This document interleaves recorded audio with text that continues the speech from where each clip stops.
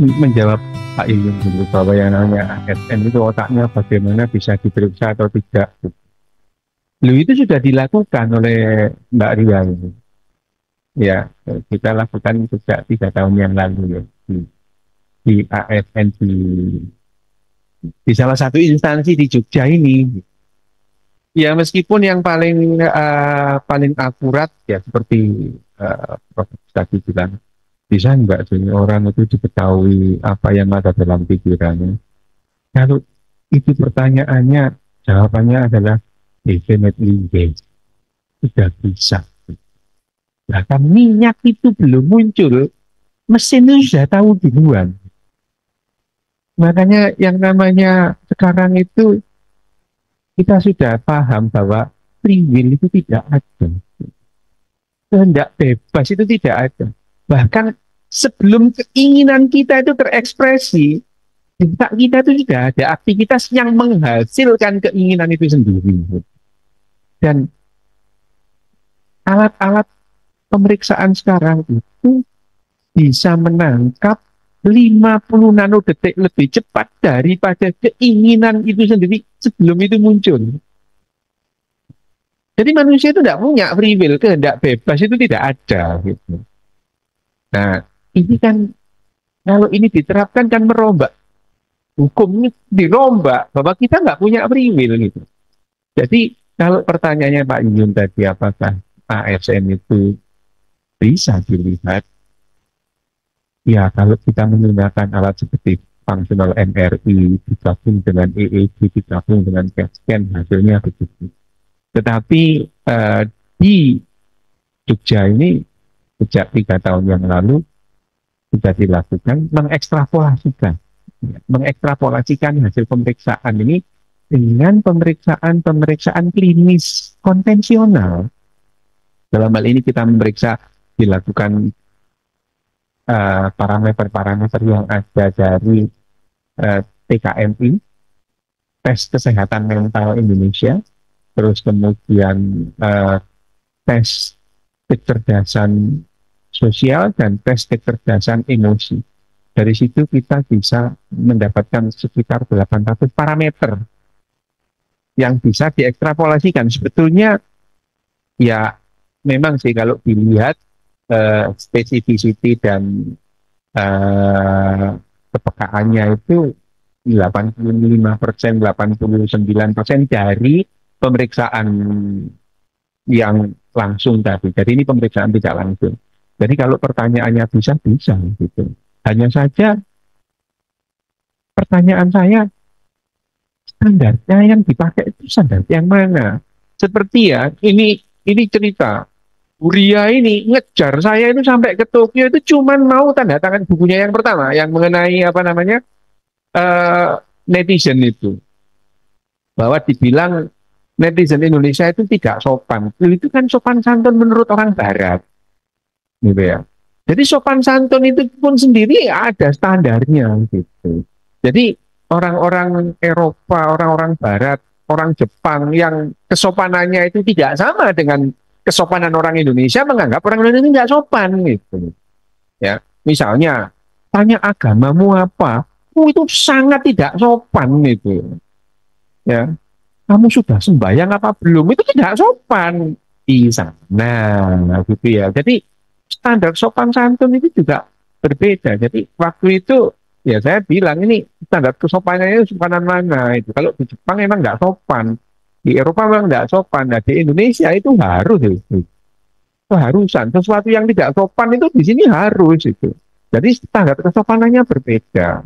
Jadi sama dengan yang tadi yang seperti Prof. Agus tanya, kalau bisa enggak itu dilakukan uji sebelum misalnya dipilih menjadi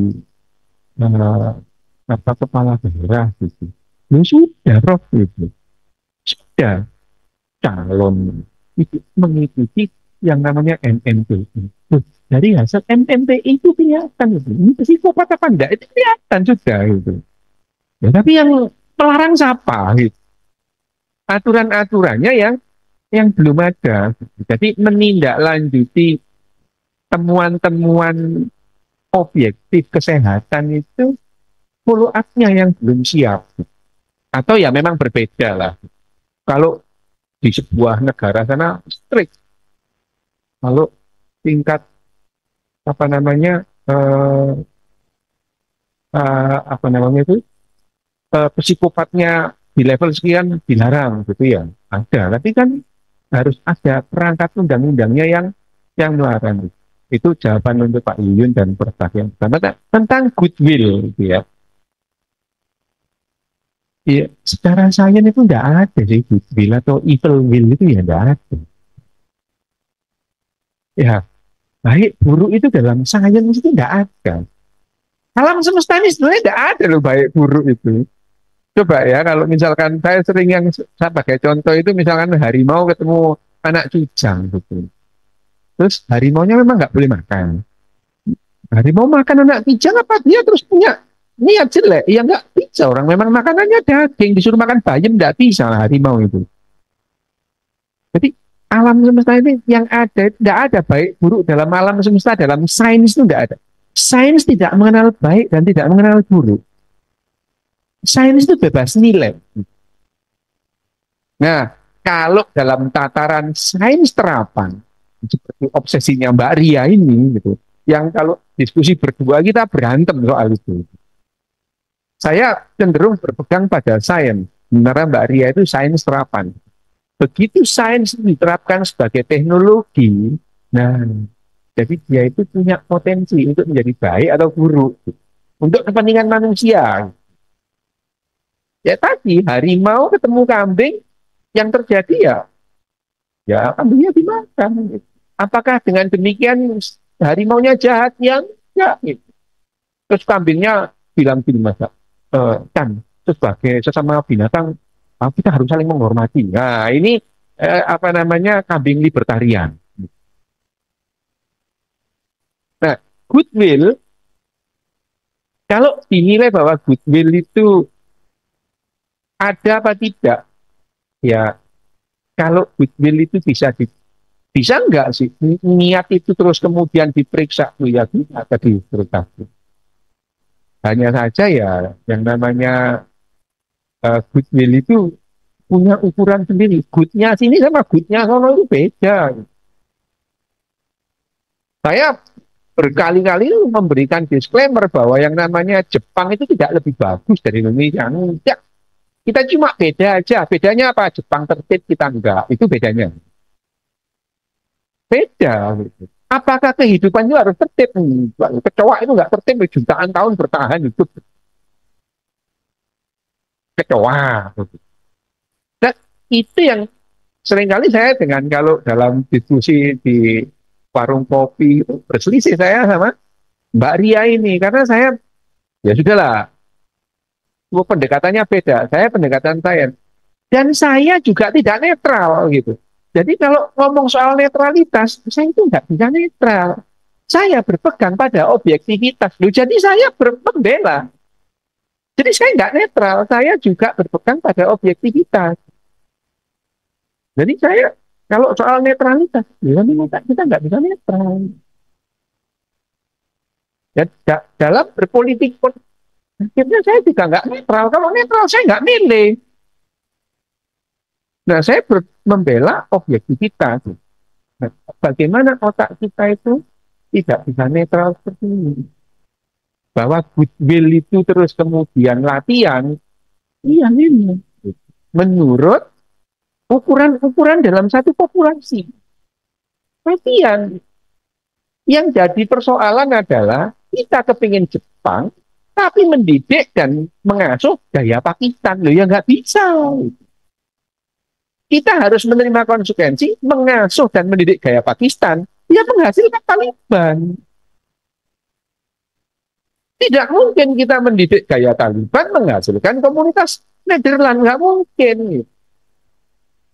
Nah, ini menuju 2045 Indonesia gemas. Ini yang hanya perlu diketahui bahwa kalau kita itu menginginkan arah utara, kita jalannya ya ke utara, tidak ke barat sambil bilang yakin kita sampai ke utara. Itu yang namanya goodwill tadi ya. Nah, mengenai pertanyaannya apakah orang dewasa itu bisa dilatih? Loh, itu yang dilakukan di negara-negara Nordik tahun 90-an. Ya, negara-negara Nordik ya kebetulan mereka itu kan gampang itu kalau top down itu karena kerajaan top down itu gampang. Perubahan yang signifikan di berbagai negara termasuk di Jepang. Jepang itu bisa seperti ini tuh karena kalah perang gitu. Kalau Jepang menang itu mungkin ya, oh ya udah enggak kayak gini Jepang itu. Karena perang Jepang. Jepang itu kalau melihat bagaimana kisruhnya Jepang dan sadisnya Jepang itu loh, ada apa? Ada film yang masih finish juga apa namanya? Shogun yang di apa namanya? Disney. Orang Jepang kayak gitu dulu. Oh, orang itu di apa direbus hidup-hidup gitu itu. Oh, mereka itu berdarah-darah. Sampai seperti sekarang itu Jepang berdarah-darah juga gitu. Kebetulan dia kalah perang. Nah itu makanya Jepang itu bersyukur sekarang. Apa ya jadinya kalau kita dulu menang perang. Nah itu juga top down bagaimana orang Jepang itu terus tidak boleh ngatur-ngatur keyakinannya orang lain. Gitu. Kalau dulu memang orang-orang Kristen itu sampai disuruh nginjek gambarnya Bunda Maria sama Yesus itu. Ada itu apa namanya museumnya di Nagasaki itu. Betapa intolerannya orang-orang Jepang zaman itu. Bisa seperti ini karena latihan. Kalau pertanyaannya orang dewasa bisa dilatih, bisa. Gitu. Buktinya empat negara Nordik itu, empat negara Skandinavia itu, Norwegia, Swedia, Finlandia, Denmark. Hanya perlu waktu 12 tahun latihan membuat yang namanya penjara di Norwegia itu kosong. Tidak perlu dengan penataan atau nasihat atau kajian toko maghrib nggak apa kayak gitu. Kajian tengah malam nggak ada gitu. Mereka melakukan dengan latihan. Latihan yang dilakukan sama dengan melatih anak-anak, hanya porsinya jadi banyak. Loh, itu tahun 90-an orang-orang Norwegia dewasa-dewasa itu nggak latihan naik kereta api, latihan simulasi di ruangan kantornya itu. Ada yang pura-pura jadi orang hamil didulukan, ada yang pura-pura bawa tongkat didulukan, gantian jadi supir, gantian jadi kondektur. Mereka latihan, latihan tidak memegang barangnya orang, meskipun itu handphone istrinya atau handphone suaminya itu adalah area privasi. Setiap orang punya ruang privat. Ibu mau megang handphone anaknya juga minta izin. Nah kalau di sini katanya anak-anak kan belum siap. Kalau belum siap ngapain dibeliin itu? Ajaib kok memang. Indonesia Gemas 2045. Ini yang perlu diketahui bahwa ya memang mereka sekarang melakukan itu sejak anak-anak. Tapi apakah orang dewasa bisa dilatih? Bisa. Kalau percaya ya, dengan semua ini, coba sampean ke Jepang. Seminggu aja di sana. Kan ngikut latihan. Di zebra cross gitu. Hidup di mana? Di Singapura sana nyebrang di zebra cross, naik jembatan penyeberangan gitu ya. Nunggu ada gambarnya orang hijau baru jalan. Lu balik ke sini kok kumat lagi kenapa gitu. Ya, nggak latihan gitu. Orang dewasa pun bisa dilatih. Jadi persoalan yang tadi memang agak rumit gitu ya. Mahasiswa nggak bisa baca ya. Itu, nah tapi itu pun karena komunitasnya yang tidak latihan sejak awal bahwa peraturan itu keputusan itu harus mempunyai konsekuensinya. Ya, punya konsekuensi. Apakah orang itu harus bisa baca? Ya enggak sih, enggak. Enggak semua orang harus baca. Tapi bagaimanapun juga lulus SD, ya harus bisa baca gitu. Ya, ya itu konsekuensi nih. Dibayangkan mahasiswa terus baru baca ini ibu Budi, Wati kakak Budi, Iwan adik Budi, nah repot ya gitu. Belajar fisikanya baru belajar ya kan, Budi adik Wati, Budi kakak Iwan, lah repot itu. Ini nah, itu adalah keputusan-keputusan yang tidak dipahami bahwa itu punya konsekuensi. Nah, melatih kita menerima konsekuensi itu juga keterampilan.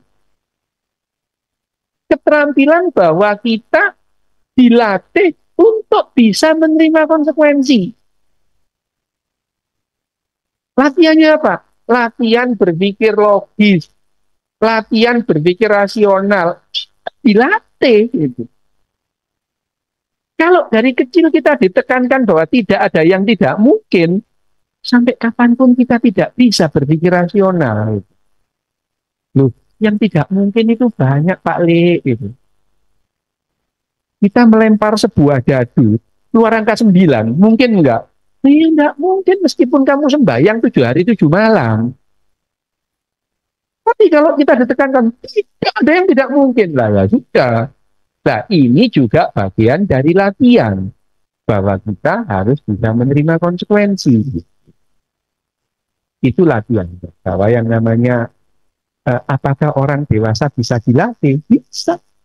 Ya, bisa. Itu yang dilakukan di negara-negara Nordik tahun 90-an. Mereka itu simulasi seperti anak-anak. Nyebrang bareng di mana di zebra cross. Ya ketawa ketiwi orang orang tua-tua gitu. Ya nggak apa-apa, tapi itu dilatih. Sehingga di sekarang di Norwegia itu seperti di Zurich, seperti di mana? Di Swiss gitu.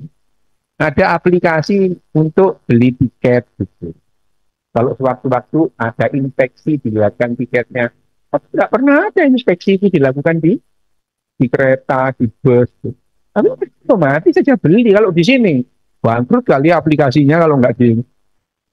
Itu pun karena latihan. Gitu. Jadi tapi sekali lagi loh, kita tidak harus seperti Norwegia. Enggak. Kita tidak harus seperti Finlandia. Enggak. Kita tidak harus seperti Jepang. Enggak juga. Tapi harus menerima konsekuensinya. Ya gitu. Ya gitu. Kita menuju Indonesia Gemas 2045. Saya kira itu saja.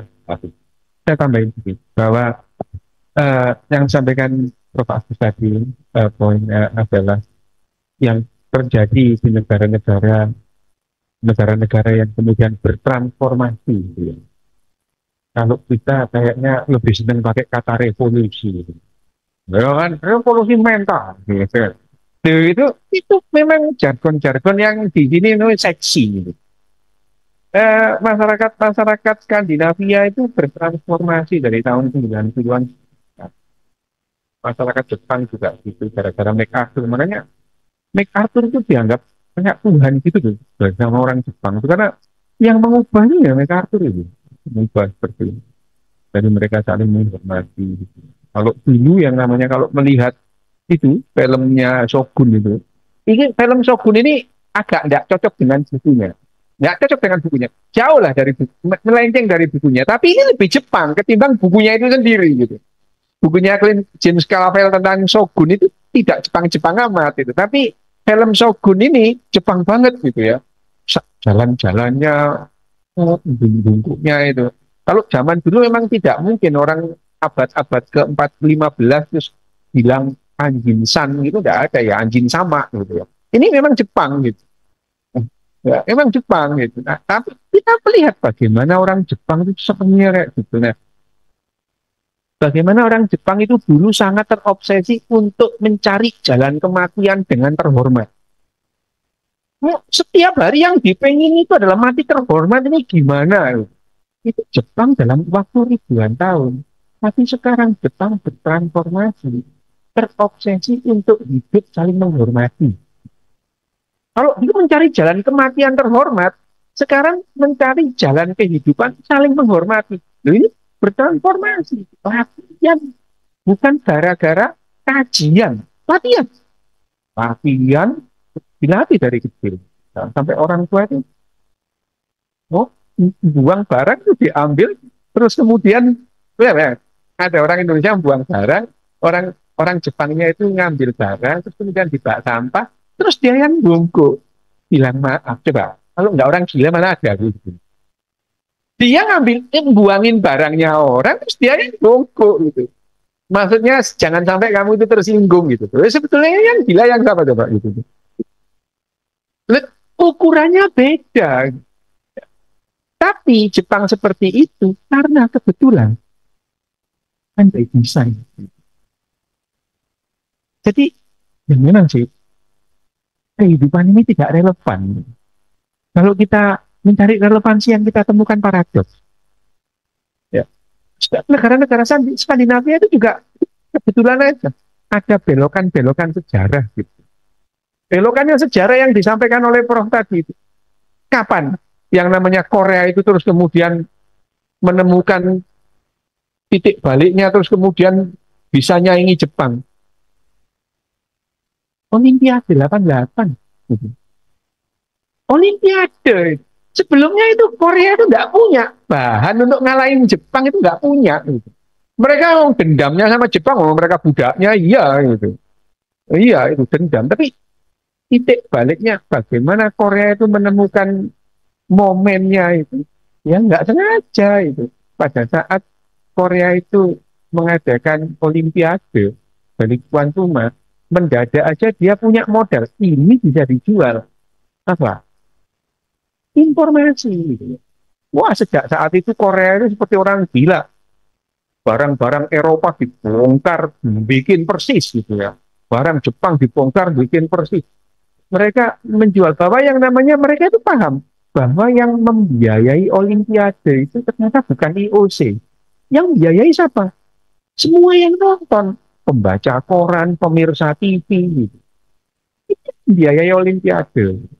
Nah itu yang kemudian membuat orang Korea sadar dan sampai sekarang mereka itu dibiayai oleh pemirsa. Pemirsanya siapa? Pemirsa K-pop lah itu. Yang sampean tiap hari pagi-pagi jungkok lagi ngapain ya? Itu. Bayangin orang-orang Korea itu. Jimin ngapain Jimin? Ini ada sampean buka Jimin itu pada saat itu juga uang sampean mengalir ke sana. Ya Jimin dan jungkok itu. Nah, ini yang kemudian menjadi momen bagaimana yang namanya Korea. Kita gimana? Tidak tahu. Selalu ada belokan sejarah. Ya, mendadak saja, jangan-jangan besok terus ada momen yang Indonesia emas itu betul-betul di tahun 2030. Loh ya tidak ada yang tidak ada, kita ini tidak bisa apa namanya, tidak ada yang bisa meramalkan apa yang terjadi. Ini ya kalau zaman-zaman kita ini ya yang masih muda ini. Tahun 80 kita itu baca bukunya Alvin Toffler itu wah hebat banget orang. Wah, geleng-geleng saya itu baca bukunya Alvin Toffler itu tahun 8 itu tahun 79 dia nulis tentang yang namanya The Third Wave gitu ya. Gelombang ketiga Alvin Toffler. Wah, orang ini hebat itu. Tapi ternyata sekarang itu yang diomong salah semua. Pada saat itu hebat banget itu. Wah, dia itu nanti raksasa ekonomi itu India, Irlandia. Lu Cina nggak disebut belas. Gitu.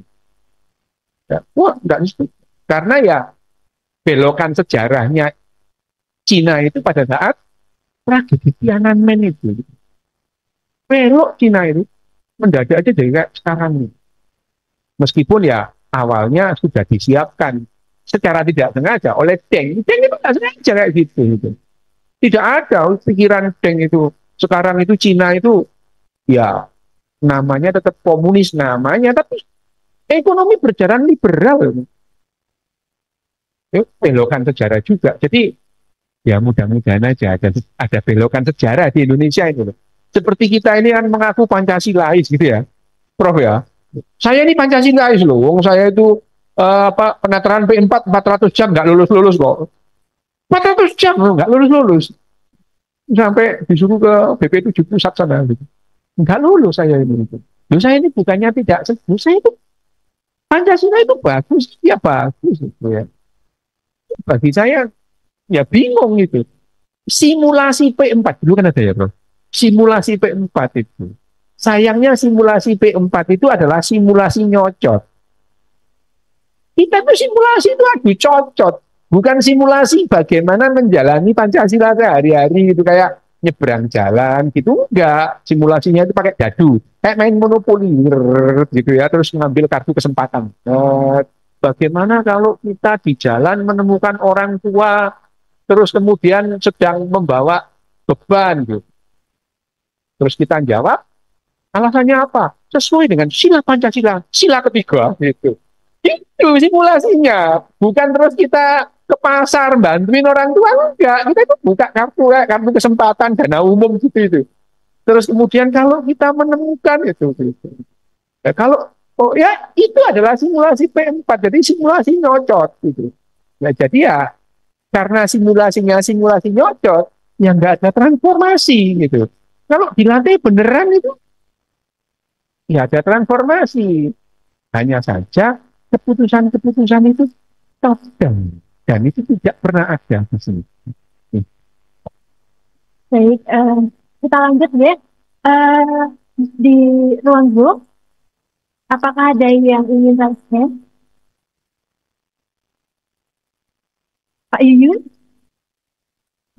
Baik, di sini saya sudah dapat titipan pertanyaan dari Mas Ferry.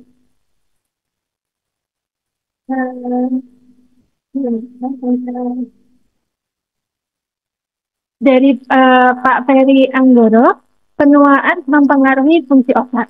Seberapa jauh politisi tua dan muda memainkan peran dalam memutuskan keputusan penting. Itu dari Pak Ferry Anggoro. Lalu kemudian tambahan lagi dari Pak Yuyut. Sebenarnya kalau di gambar tadi ada otak merah, otak biru.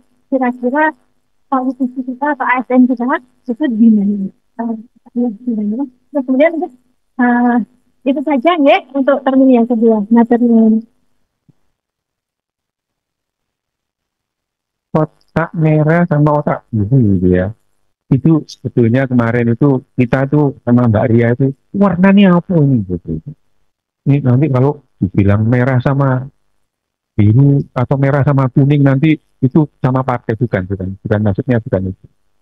Tapi pada saat pada otak kita otak biru itu adalah bagaimana uh, gambaran pada hasil PET scan.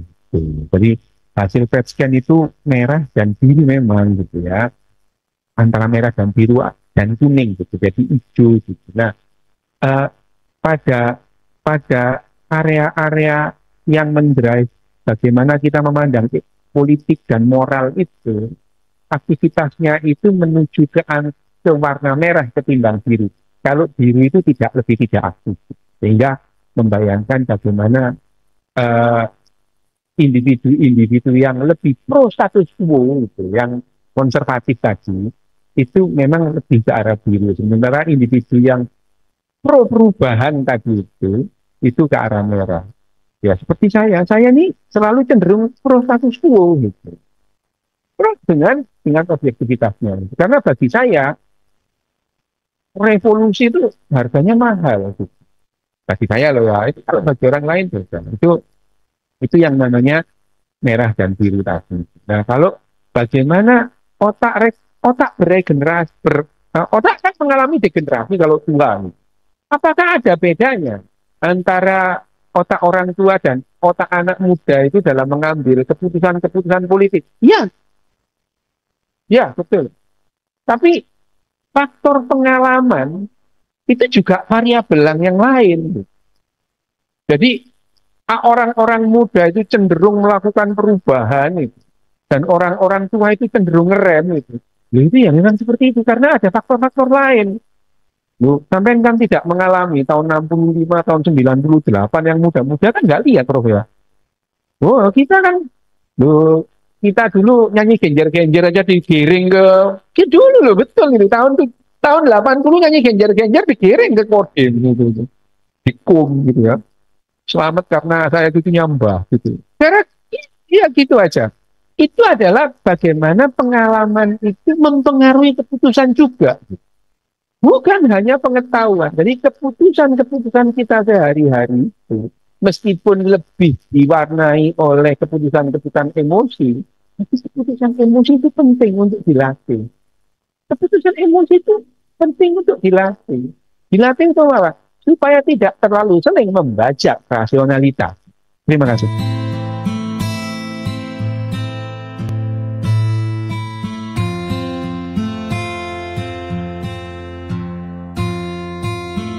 Buku Sapiens bagian 11, Visi-Visi Imperium. Dinarasikan ulang oleh Jendela Ilmu. Romawi kuno terbiasa mengalami kekalahan. Seperti banyak penguasa imperium-imperium besar dalam sejarah, mereka bisa kalah dalam pertempuran demi pertempuran, tetapi bisa menang perang. Sebuah imperium yang tidak bisa menahan pukulan dan tetap berdiri sesungguhnya bukan imperium. Meskipun demikian, bahkan orang-orang Romawi kesulitan mencerna berita yang tiba dari Ibria Utara pada pertengahan abad kedua SM. Sebuah kota pegunungan kecil yang tak signifikan bernama Numantia, yang dihuni oleh bangsa pribumi Celtic di semenanjung itu, berani menanggalkan ganda Romawi.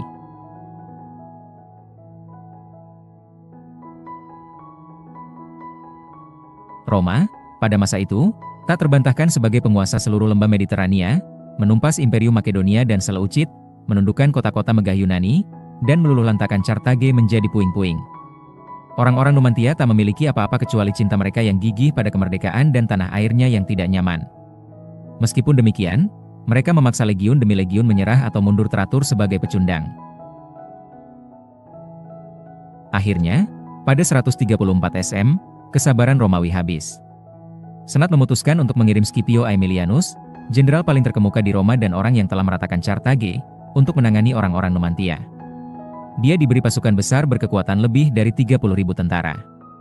Scipio, yang menghormati semangat tempur dan keterampilan perang orang-orang Numantia, tak mau menyia-nyiakan tentaranya untuk pertempuran yang tak perlu. Namun, dia mengepung Numantia dengan garis benteng, memblokade kota-kota itu dengan dunia luar. Kelaparan membantu siasatnya. Setelah lebih dari setahun, pasokan makanan habis. Ketika orang-orang Numantia menyadari semua harapan sirna, mereka membakar habis kota mereka. Menurut riwayat Romawi, sebagian besar dari mereka bunuh diri agar tidak menjadi budak orang Roma. Numantia belakangan menjadi lambang kemerdekaan dan keberanian Spanyol. Miguel de Cervantes, pengarang Don Quixote, menulis sebuah naskah tragedi berjudul The Siege of Numantia yang diakhiri dengan kisah penghancuran kota itu, tetapi juga dengan sebuah visi kejayaan masa depan Spanyol. Para penyair menulis lagu-lagu pujian atas kegigihan para pembela dan para pelukis menciptakan mahakarya lukisan pengepungan itu di atas kanvas. Pada 1882, puing-puingnya dideklarasikan sebagai monumen nasional dan menjadi situs ziarah bagi para patriot Spanyol.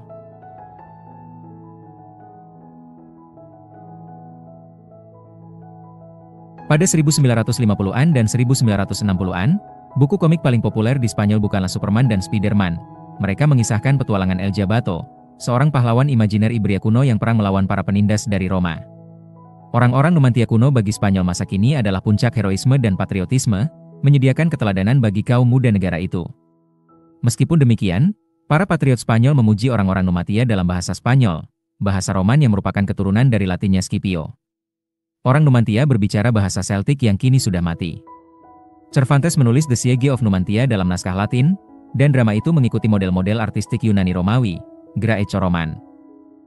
Numantia tidak punya teater.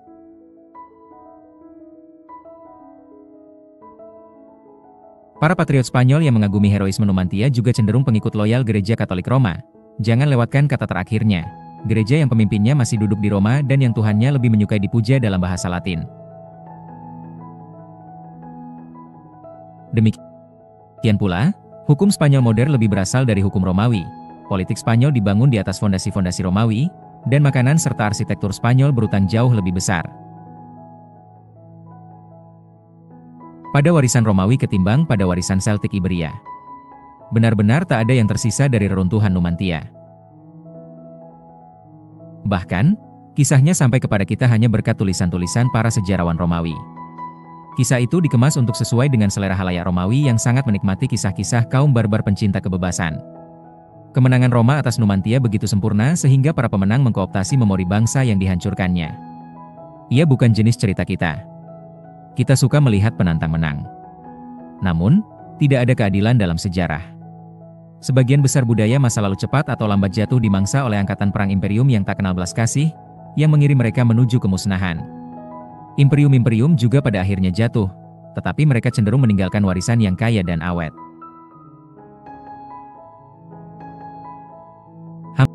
Hampir semua orang pada abad ke-21 adalah keturunan dari salah satu imperium. Apa itu imperium? Imperium adalah sebuah tatanan politik dengan dua karakteristik penting. Pertama, memiliki kualifikasi untuk sebutan yang Anda pakai untuk berkuasa atas sejumlah signifikan masyarakat yang berbeda-beda, masing-masing memiliki identitas kultural yang berbeda dan satu wilayah yang terpisah. Berapa banyak masyarakat tepatnya? 2 atau 3 tidak cukup. 20 atau 30 sudah banyak. Ambang batas imperium kira-kira di antara itu. Kedua, imperium dicirikan oleh perbatasan-perbatasan fleksibel dan gairah yang secara potensial tidak terbatas. Mereka bisa mencaplok dan menelan lebih banyak bangsa dan teritori tanpa mengubah struktur dasar atau identitasnya. Negara Inggris kini memiliki perbatasan-perbatasan yang cukup jelas yang tak bisa dilampaui tanpa mengubah struktur dan identitas fundamental negara. Seabad lalu, hampir setiap tempat di muka bumi bisa menjadi bagian dari Imperium Inggris. Keragaman kultural dan fleksibilitas teritorial memberi imperium tidak hanya karakter uniknya, tetapi juga peran sentralnya dalam sejarah. Berkat kedua karakteristik inilah imperium berhasil menyatukan kelompok-kelompok etnis dan zona-zona ekologis yang beragam di bawah satu payung politik tunggal sehingga menyatukan segmen-segmen yang semakin besar dan semakin besar dari spesies manusia di planet bumi. Harus ditegaskan bahwa sebuah imperium didefinisikan semata-mata oleh keragaman kultural dan perbatasan-perbatasan fleksibelnya, ketimbang oleh asal-usul, bentuk pemerintahan, luas teritorial, atau ukuran populasinya. Sebuah imperium tidak harus muncul dari penaklukan militer.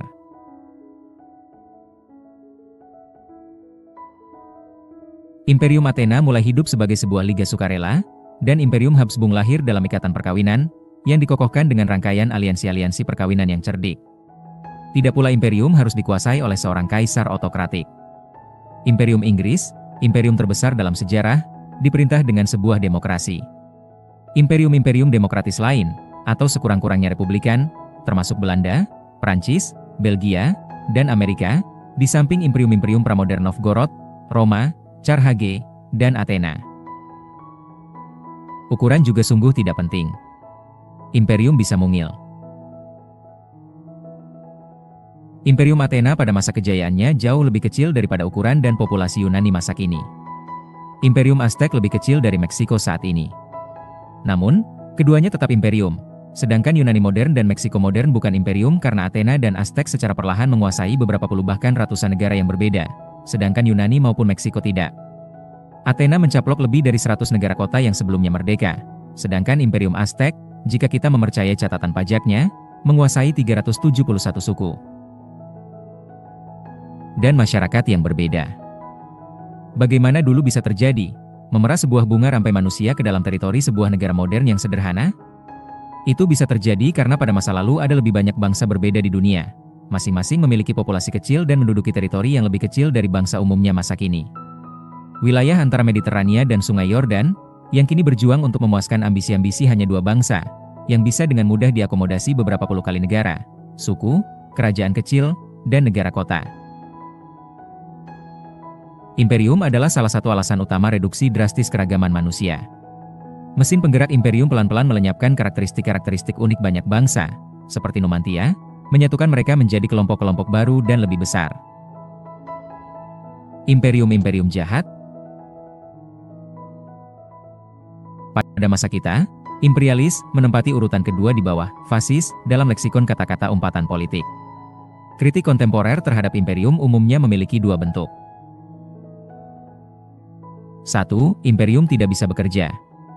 Dalam jangka panjang, tidak mungkin menguasai secara efektif bangsa-bangsa yang ditaklukkan dalam jumlah besar. 2. Sekalipun itu bisa dilakukan, tidak seharusnya itu dilakukan karena imperium adalah mesin jahat destruksi dan eksploitasi. Setiap bangsa memiliki hak untuk menentukan nasib sendiri, dan tidak pernah boleh dikuasai oleh kekuasaan bangsa lain. Dari perspektif historis, pernyataan pertama adalah omong kosong belaka, dan pernyataan kedua sangat problematik.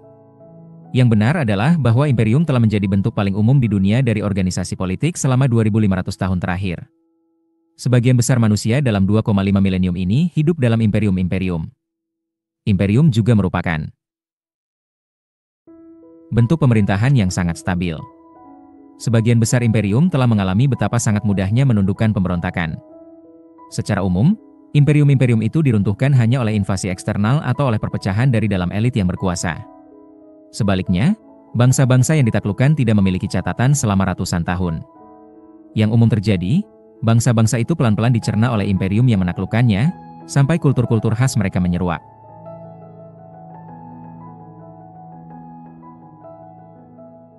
Misalnya, ketika Imperium Romawi Barat akhirnya jatuh oleh suku-suku Jerman pada 476 M, Numantia, Arveni, Helvetia, Samnite, Lusitania, Umbria, Etrusca, dan ratusan bangsa lain yang terlupakan, yang ditaklukkan Romawi berabad-abad sebelumnya, tidak muncul dari bangkai imperium yang dihancurkan seperti Nabi Yunus dari perut ikan besar. Tak satu pun yang tersisa. Keturunan-keturunan biologis dari bangsa itu yang mengidentifikasi diri sebagai anggota bangsa-bangsa tersebut, yang menggunakan bahasa-bahasa mereka, menyembah Tuhan-Tuhan mereka dan menceritakan mitos-mitos serta legenda-legenda mereka, kini berpikir, berbahasa dan menyembah sebagai bangsa Romawi. Dalam banyak kasus, penghancuran satu imperium nyaris tidak pernah berarti kemerdekaan bangsa yang dijajah. Namun, sebuah imperium baru memasuki kevakuman yang diciptakan ketika imperium lama runtuh atau mundur. Tak ada tempat yang lebih jelas untuk hal ini selain Timur Tengah. Konstelasi politik saat ini di wilayah itu, perimbangan kekuasaan antara banyak entitas politik merdeka dengan perbatasan-perbatasan yang kurang lebih stabil, hampir tanpa tandingan pada masa manapun dalam beberapa milenium terakhir ini. Terakhir kali Timur Tengah mengalami situasi seperti itu adalah pada abad ke-8 SM, hampir 3000 tahun lalu. Dari kebangkitan Imperium Neo-Assyria pada abad ke-8 SM sampai runtuhnya Imperium Inggris dan Prancis. Pada pertengahan abad ke-20 M, Timur Tengah lepas dari kekuasaan satu imperium ke imperium lain, seperti sebuah tongkat dalam lomba lari estafet. Dan, pada masa ketika Inggris dan Prancis akhirnya melepaskan tongkat itu, bangsa Aramea, Amonit, Phoenicia, Filistin, Moabit, Edomit, dan bangsa-bangsa lain yang ditaklukkan Assyria telah lama hilang. Benar bahwa Yahudi, Armenia, dan Georgia masa kini mengklaim dengan ukuran keadilan tertentu bahwa mereka adalah keturunan bangsa Timur Tengah kuno. Namun, ini hanyalah pengecualian-pengecualian yang membuktikan rumus tersebut, dan bahkan klaim-klaim ini agak dilebih-lebihkan.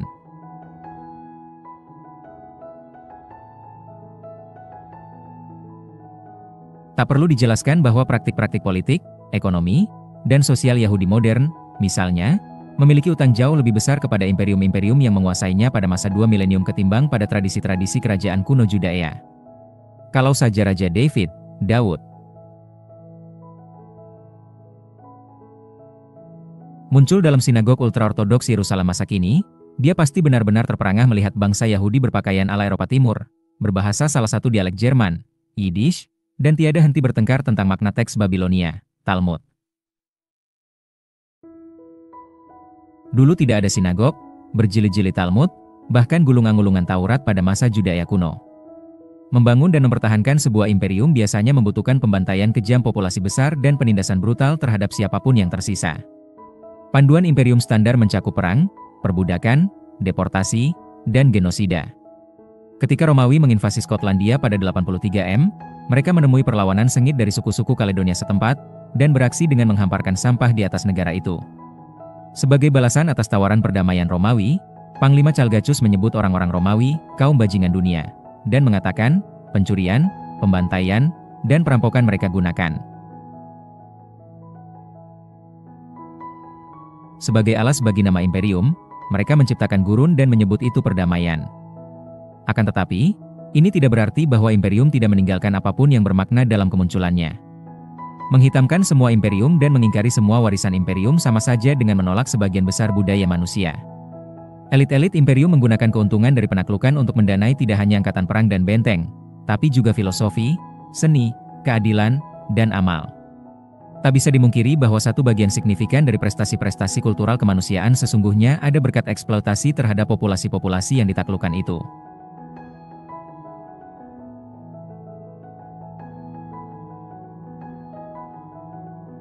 Keuntungan-keuntungan dan kemakmuran yang dibawa imperialisme Romawi memberi Cicero, Seneca, dan Santo Agustine kelonggaran dan bekal yang dibutuhkan untuk berpikir dan menulis. Taj Mahal tidak dibangun tanpa kekayaan yang diakumulasi oleh eksploitasi Mughal atas India sebagai jajahan, dan keuntungan-keuntungan Imperium Habsburg dari penguasaan atas Slavia, Hungaria, dan provinsi-provinsi berbahasa Rumania dipakai untuk membayar gaji Haydn dan komisi Mozart. Tidak ada satupun penulis Kaledonia yang mengabadikan pidato Chalgacus untuk anak cucu. Kita tahu itu berkat sejarawan Romawi Tacitus. Malah, Tacituslah yang membuatnya.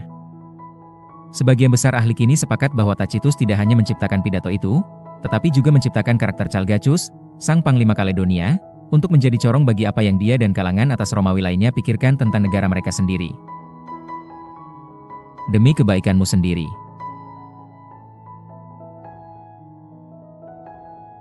Imperium pertama yang kita dapatkan informasinya secara definitif adalah Imperium Akkadia Sargon yang Agung, 2250 SM.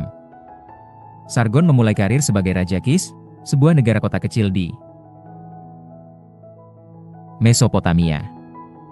Dalam beberapa dekade dia berhasil menaklukkan tidak hanya seluruh negara kota Mesopotamia, tetapi juga teritori-teritori besar di luar daratan utama Mesopotamia. Sargon membual bahwa dia telah menaklukkan seluruh dunia. Kenyataannya, dominion yang dia kuasai terentang dari Teluk Persia sampai Mediterania, dan mencakup sebagian besar wilayah yang kini bernama Irak dan Suriah, di samping beberapa potong wilayah Iran dan Turki modern. Imperium Akkadia tidak berlangsung lama setelah kematian pendirinya, tetapi Sargon meninggalkan sebuah mantel imperium yang jarang luput dari klaim. Selama 1700 tahun kemudian, raja-raja Assyria, Babilonia, dan Hittite mengadopsi Sargon sebagai tokoh panutan, dengan membual bahwa mereka juga telah menaklukkan seluruh dunia. Kemudian, sekitar 550 SM, Cyrus yang Agung dari Persia datang dengan bualan yang lebih mengesankan lagi. Raja-raja Assyria tetap hanya raja-raja Assyria. Bahkan, ketika mereka mengklaim telah menguasai seluruh dunia, jelas bahwa mereka melakukan itu demi kejayaan Assyria Raya saja, dan mereka tak berapologi akan hal itu. Sementara itu, Cyrus mengklaim tidak semata-mata menguasai seluruh dunia, tetapi juga melakukan itu demi kepentingan segenap rakyat. Kami menaklukkan Anda untuk kepentingan Anda sendiri, kata orang-orang Persia. Cyrus ingin rakyat yang dijajahnya mencintai dia dan menganggap diri mereka beruntung menjadi pengikut Persia.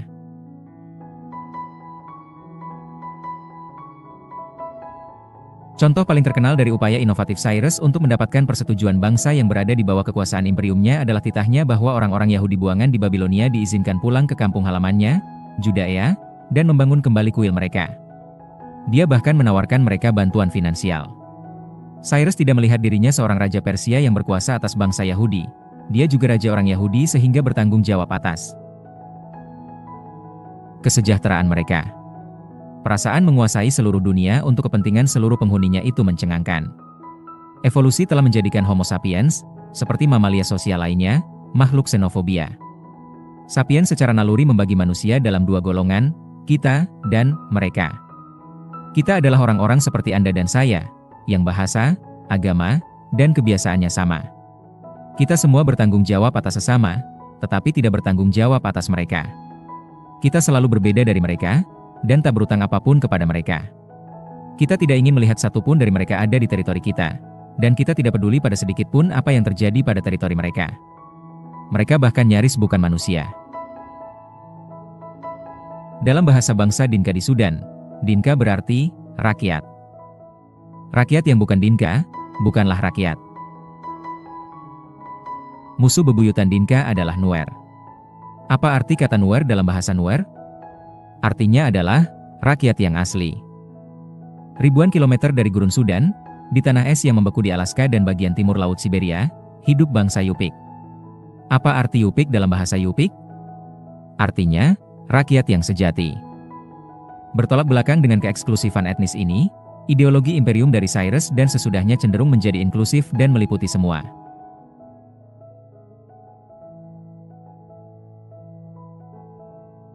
Sekalipun sering ditekankan pada perbedaan ras dan kultur antara penguasa dan yang dikuasai, ideologi imperium masih mengakui kesatuan dasar seluruh dunia, eksistensi seperangkat tunggal prinsip-prinsip yang mengatur semua tempat dan semua masa, dan tanggung jawab bersama seluruh manusia. Manusia dipandang sebagai satu keluarga besar, hak-hak istimewa orang tua bersanding dengan tanggung jawab atas kesejahteraan anak-anak. Siklus Imperium.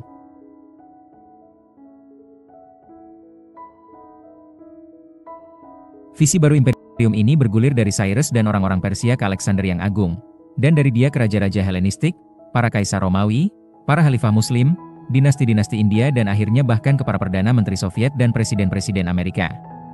Visi imperium yang penuh kebajikan itu menjustifikasi keberadaan imperium-imperium, dan mengatasi tidak hanya upaya-upaya oleh rakyat jajahan untuk memberontak, tetapi juga upaya-upaya oleh bangsa merdeka untuk melawan ekspansi imperium. Visi-visi imperium serupa berkembang secara independen dari model Persia di beberapa bagian dunia, yang paling utama di Amerika Tengah, di wilayah Andea, dan di Cina. Menurut teori politik tradisional Cina, langit, Tian, adalah sumber semua otoritas yang sah di muka bumi. Langit memilih orang atau keluarga yang paling pantas untuk memberi mereka mandat dari surga. Orang atau keluarga ini berkuasa atas semua yang ada di bawah langit, Tian Sial, untuk kebaikan seluruh penghuninya. Jadi, sebuah otoritas yang sah adalah, menurut definisi, universal. Jika penguasa tak memiliki mandat dari langit, maka dia tak memiliki legitimasi untuk berkuasa bahkan atas sebuah kota kecil. Jika penguasa mendapat mandat itu, dia wajib menyebarkan keadilan dan harmoni ke seluruh dunia. Mandat langit tidak bisa diberikan kepada beberapa kandidat secara bersamaan, dan akibatnya orang tidak bisa melegitimasi keberadaan lebih dari sebuah negara merdeka.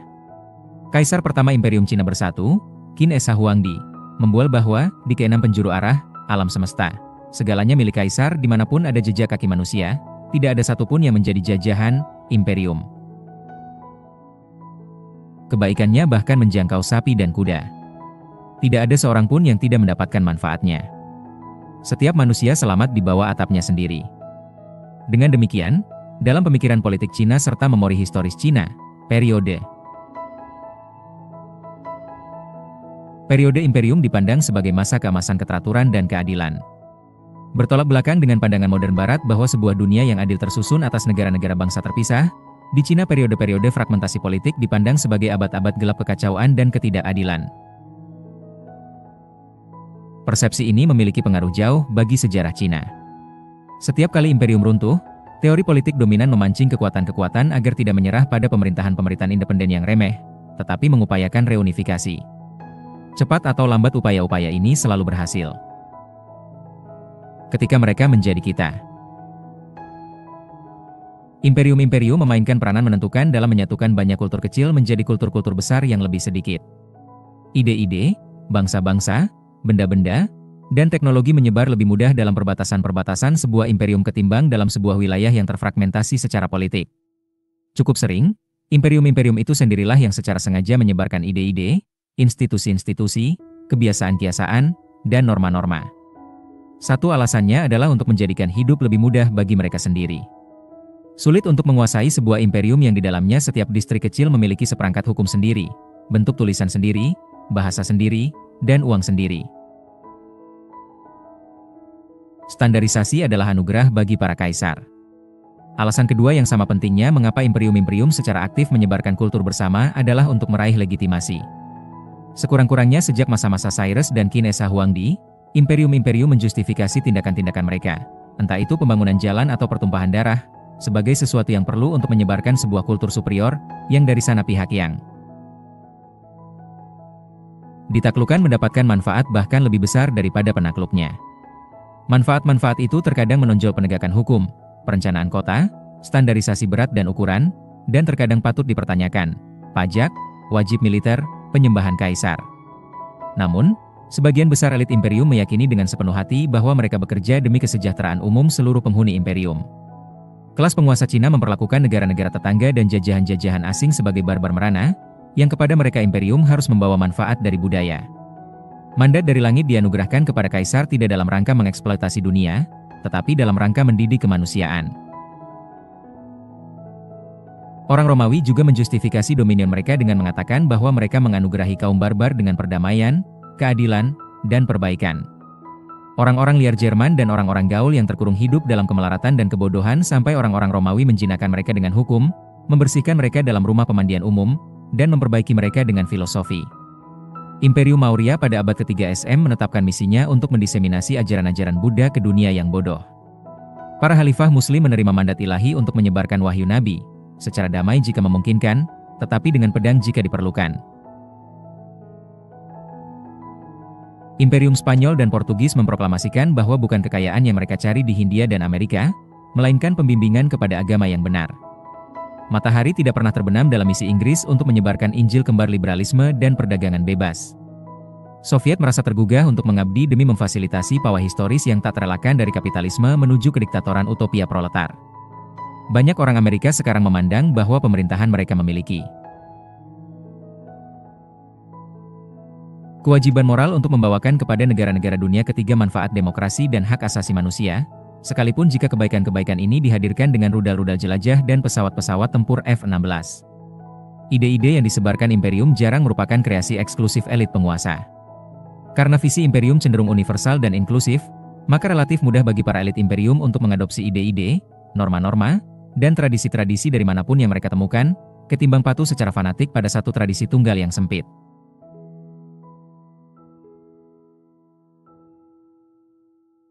Sekalipun sebagian kaisar berusaha memurnikan kultur mereka dan kembali kepada apa yang mereka pandang sebagai akarnya, pada bagian terbesarnya, imperium menurunkan peradaban-peradaban hibrida yang menyerap banyak dari bangsa jajahannya.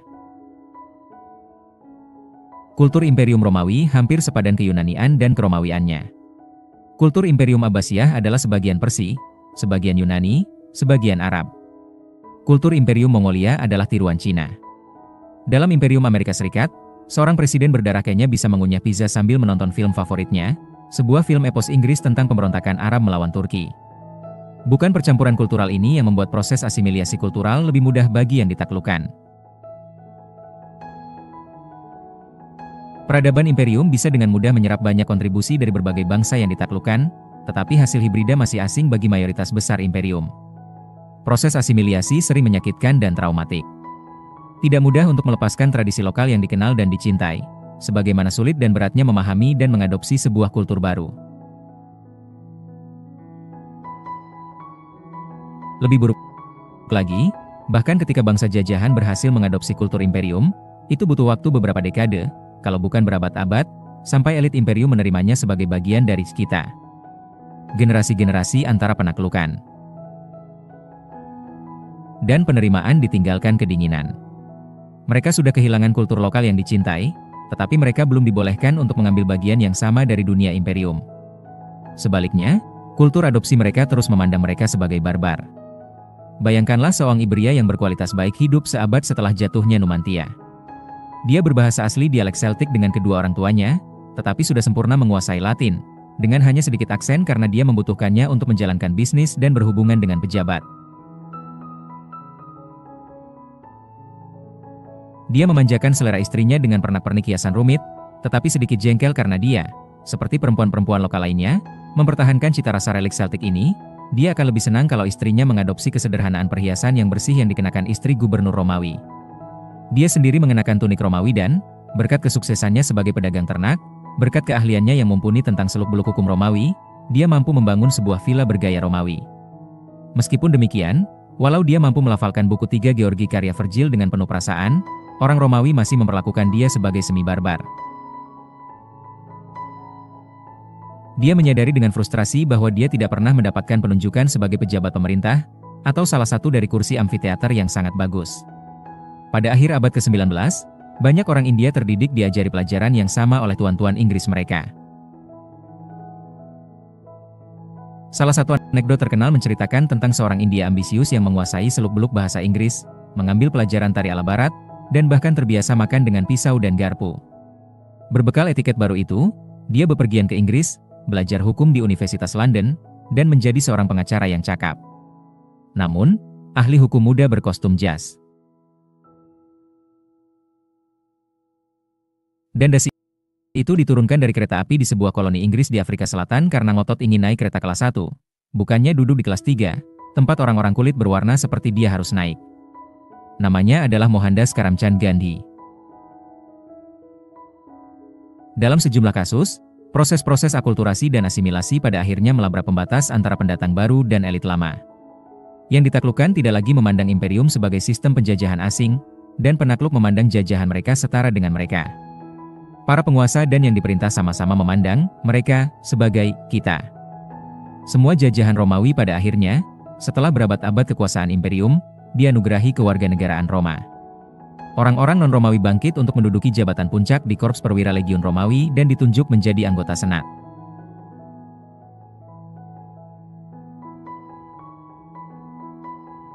Pada 48 Kaisar Claudius mengangkat anggota senat dari kalangan tokoh terkemuka Galik, seperti dia utarakan dalam pidato, telah bercampur dengan kita karena kebiasaan kiasaan, kultur dan ikatan-ikatan pernikahan. Para senator yang congkak memprotes pengangkatan para bekas musuh ini ke jantung sistem politik Romawi. Claudius mengingatkan mereka tentang kebenaran yang tidak nyaman. Sebagian besar keluarga Centaur mereka adalah keturunan dari suku Italia yang dulu berperang melawan Romawi, dan belakangan dianugerahi kewarganegaraan Romawi.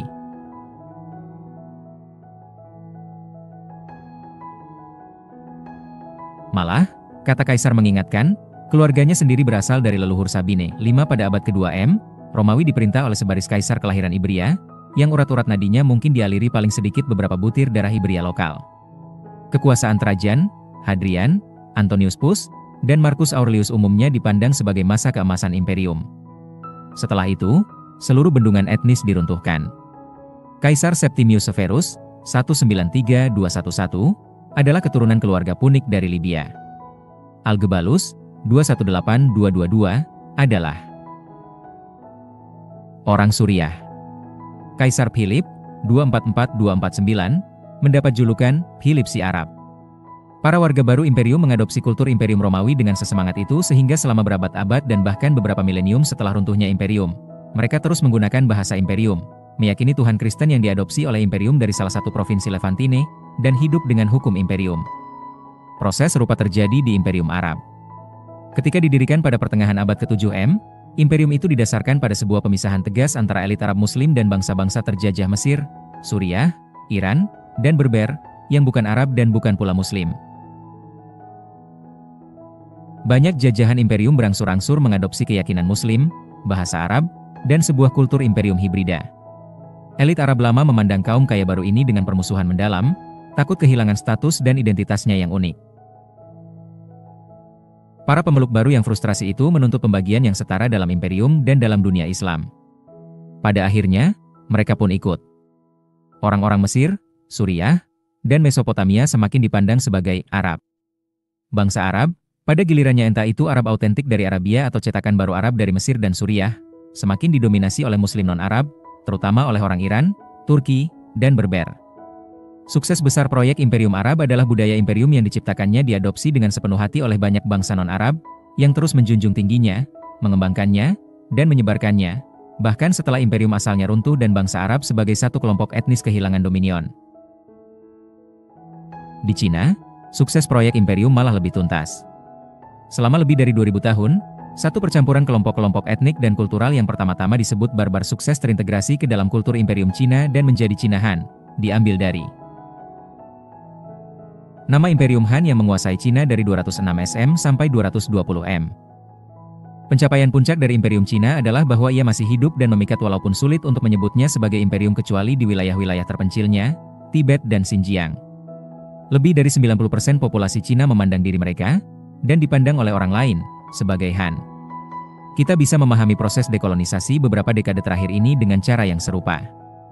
Di masa modern, bangsa Eropa menaklukkan banyak bagian dari bumi ini dengan penyamaran menyebarkan kultur barat yang superior.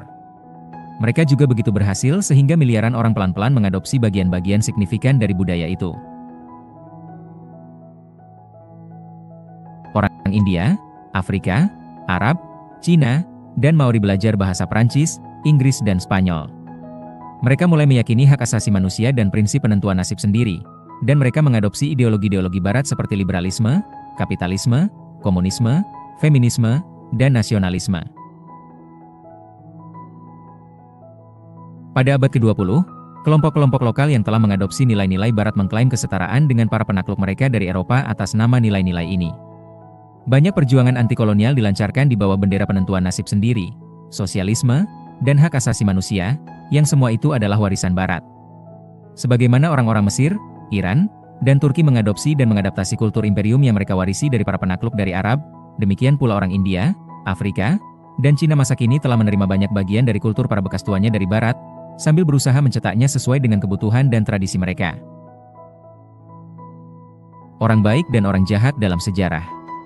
Memang menggoda, membagi sejarah menjadi orang baik dan orang jahat, dengan menempatkan semua imperium sebagai orang jahat.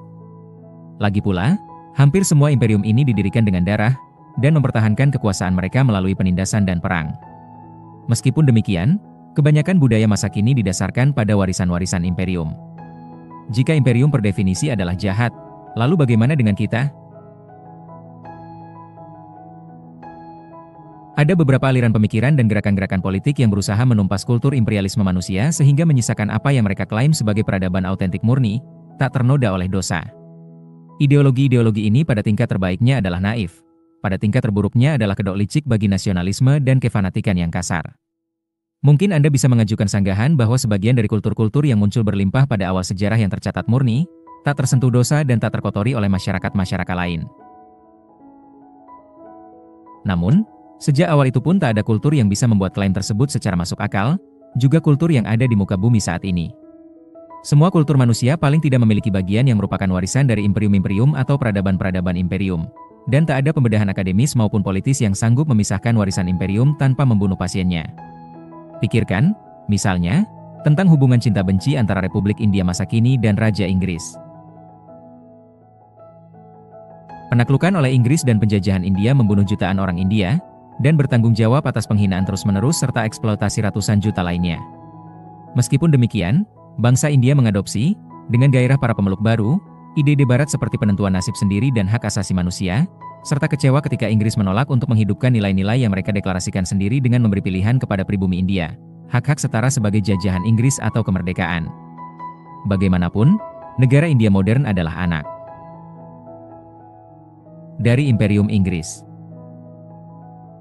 Inggris membunuh, melukai, dan menyiksa para penduduk anak benua itu, tetapi mereka menyatukan sebuah mosaik yang membingungkan kerajaan-kerajaan, daerah-daerah, dan suku-suku yang saling berperang, menciptakan sebuah kesadaran nasional bersama dan sebuah negara yang berfungsi kurang lebih sebagai sebuah satu kesatuan politik tunggal.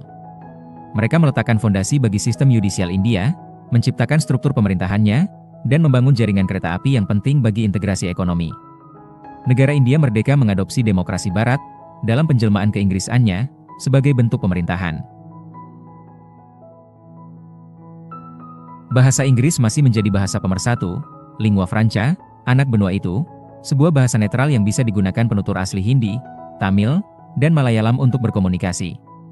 Bangsa India adalah pemain kriket dan peminum teh chai yang bersemangat, dan baik olahraga maupun minuman itu merupakan warisan dari Inggris.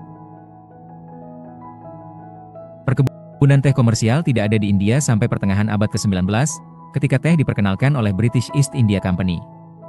Para sahib Inggrislah yang menyebarkan kebiasaan minum teh ke seluruh India. Berapa banyak orang India kini yang mau menyerukan pemungutan suara untuk melepaskan diri mereka dari demokrasi, Inggris, jaringan kereta api, sistem legal, kriket, dan teh atas dasar bahwa semua itu warisan imperium? Andaipun mereka melakukannya, bukankah aksi menyerukan pemungutan suara untuk memutuskan isu tersebut menunjukkan mereka berutang pada para bekas tuan mereka? Andaipun kita menolak sepenuhnya warisan sebuah imperium brutal dengan harapan merekonstruksi dan melindungi kultur-kultur autentik yang mendahuluinya, dalam sebuah probabilitas yang akan kita bela tak lebih dari warisan satu imperium yang lebih tua dan tak kurang brutalnya. Mereka yang membenci mutilasi kultur India oleh raja. Inggris tak terelakkan menguduskan warisan-warisan Imperium Mughal dan penaklukan Kesultanan Delhi. Dan, siapapun yang berusaha menyelamatkan kultur India autentik dari pengaruh-pengaruh asing yang dibawa Imperium Muslim ini menguduskan warisan Imperium Gupta, Imperium Kushan, dan Imperium Maurya. Jika kaum nasionalis Hindu ekstrim hendak menghancurkan seluruh bangunan yang ditinggalkan para penakluk dari Inggris, seperti stasiun kereta api utama Mumbai, bagaimana dengan bangunan-bangunan yang ditinggalkan oleh para penakluk Muslim, seperti Taj Mahal? Tak seorang pun tahu bagaimana mengatasi masalah pelik warisan kultural ini. Apapun jalan yang kita tempuh, langkah pertamanya adalah mengakui kompleksitas dilema dan menerima bahwa pemisahan secara simplistis masa lalu menjadi orang baik dan orang jahat tidak akan menuju kemana-mana. Tentu saja, jika kita tidak mau mengakui bahwa kita biasanya mengikuti jalan orang jahat. Imperium Global Baru. Sejak sekitar 200 SM, sebagian besar manusia hidup dalam imperium-imperium. Tampaknya pada masa depan pun, sebagian besar manusia akan hidup dalam satu imperium. Namun, kali ini imperiumnya akan benar-benar global. Visi imperium tentang dominion atas seluruh dunia bisa dekat. Begitu abad ke-21 tersibak, nasionalisme dengan cepat kehilangan pijakan. Semakin banyak orang percaya bahwa seluruh umat manusia adalah sumber sah dari otoritas politik, ketimbang anggota-anggota nasionalitas tertentu, dan bahwa melindungi hak asasi manusia dan melindungi kepentingan seluruh spesies manusia harus menjadi cahaya pembimbing politik. Jika demikian, maka memiliki hampir 200 negara merdeka sebetulnya lebih merupakan penghalang ketimbang pendukung. Karena orang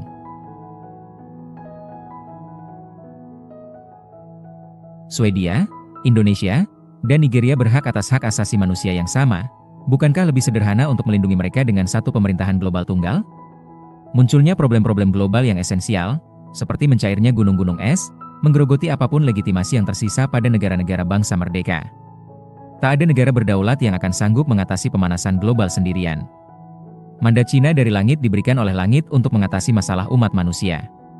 Mandat modern langit akan diberikan oleh umat manusia untuk mengatasi masalah langit, seperti lubang lapisan ozon dan akumulasi gas rumah kaca. Warna imperium global mungkin akan hijau. Sampai 2013, dunia masih terfragmentasi secara politik, tetapi negara-negara dengan cepat mendeklarasikan kemerdekaannya. Tak satu pun dari negara-negara itu yang benar-benar mampu mengeksekusi kebijakan ekonomi secara independen, mendeklarasikan dan melancarkan perang sesukanya, atau bahkan menjalankan urusan internalnya sendiri yang dianggap pas. Negara-negara semakin terbuka kepada mekanisasi pasar global, pada interferensi perusahaan-perusahaan dan organisasi-organisasi non-pemerintah global, dan pada supervisi opini publik global serta sistem yudisial global. Negara-negara wajib mematuhi standar-standar perilaku finansial, kebijakan lingkungan, dan keadilan global. Derasnya aliran modal, buruh, dan informasi mengubah dan membentuk dunia, dengan semakin mengabaikan batas-batas serta opini-opini negara. Imperium global yang sedang disatukan di depan mata kita tidak diatur oleh satu negara atau kelompok etnis tertentu manapun. Sangat mirip dengan mendiang Imperium Romawi, imperium global diperintah oleh satu elit multi-etnis, dan dipersatukan oleh satu kesamaan kultur dan kesamaan kepentingan. Di seluruh dunia, semakin banyak dan semakin banyak pebisnis, insinyur, ahli, sarjana, pengacara, manajer terpanggil untuk bergabung dalam imperium itu. Mereka pasti memikirkan cara menjawab panggilan imperium itu atau tetap loyal pada negara dan bangsa mereka. Semakin banyak dan semakin banyak yang memilih imperium. Terima kasih sudah menyimak. Kita lanjutkan kembali pada series video berikutnya. Salam.